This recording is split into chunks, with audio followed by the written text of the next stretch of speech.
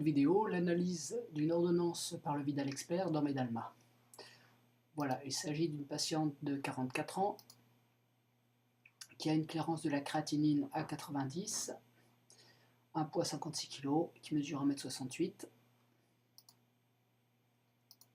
Voilà, nous allons lui déclarer comme antécédent une hypercholestérolémie.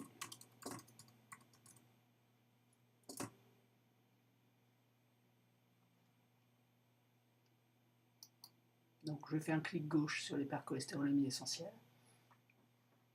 Voilà. Alors c'est assez lent parce que le logiciel QuickTime qui sert pour enregistrer l'écran ralentit énormément le système.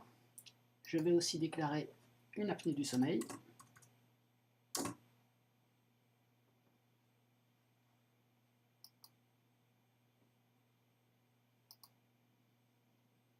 Voilà.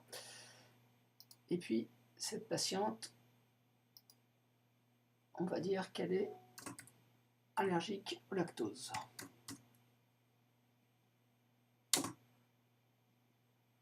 Donc je tape pareil les premières lettres, j'appuie sur Entrée, et là je clique sur Intolérance au lactose. Bien. Maintenant, dans mon répertoire pharmaceutique personnel, qui est fait à partir du Vidal Expert, je vais lui prescrire du Monozéclar.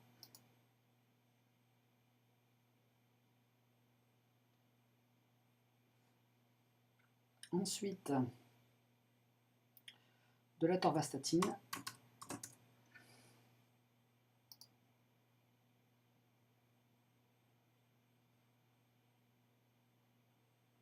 Et pour finir, du Lexomil.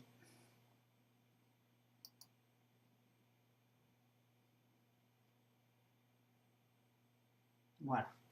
Donc quand je vais vouloir imprimer cette ordonnance, le Vidal Expert va en effectuer l'analyse.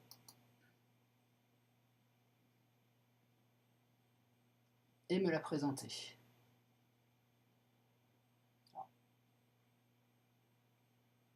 Voilà. Bien.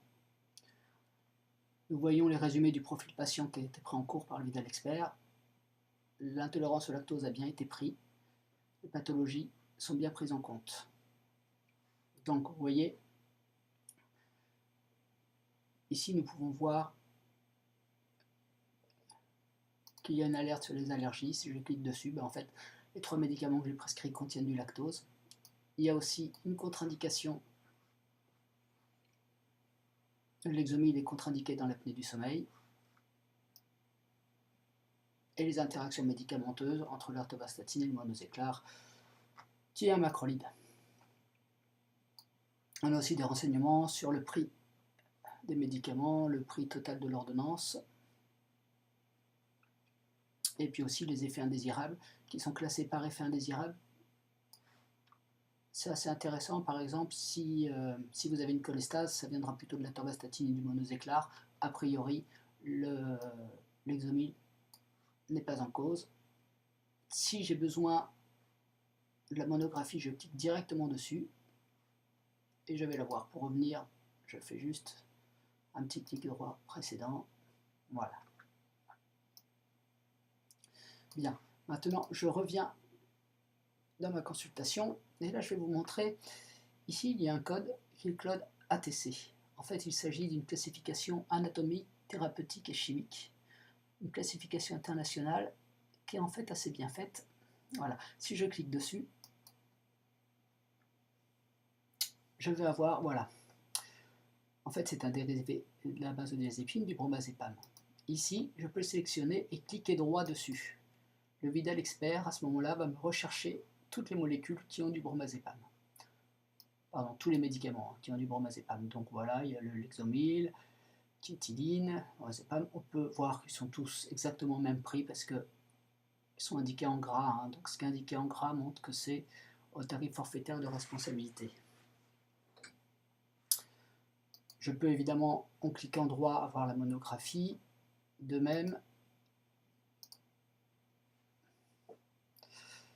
SMR, la commission de transparence, etc. Mais c'est pas ce que je voulais vous montrer. On revient sur la classe ATC. Donc vous voyez comment est faite cette classe. En fait, N05BA, c'est tous les dérivés des benzodiazépines. Je vais fermer. N05B, les anxiolytiques, et si on vient, on peut aller jusqu'à N05, les psycholeptiques. Admettons que je vais faire une recherche pour savoir tous les psycholeptiques que j'ai prescrits. Je vais me mettre sur mon écran de recherche.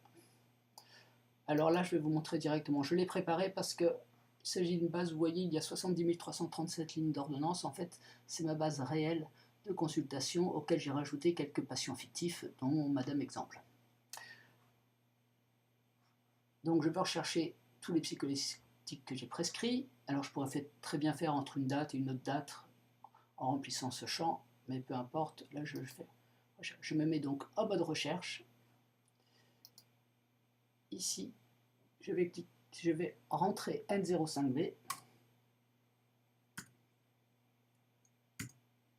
N05, pardon, pour avoir tous les psycholeptiques, et je fais exécuter la requête.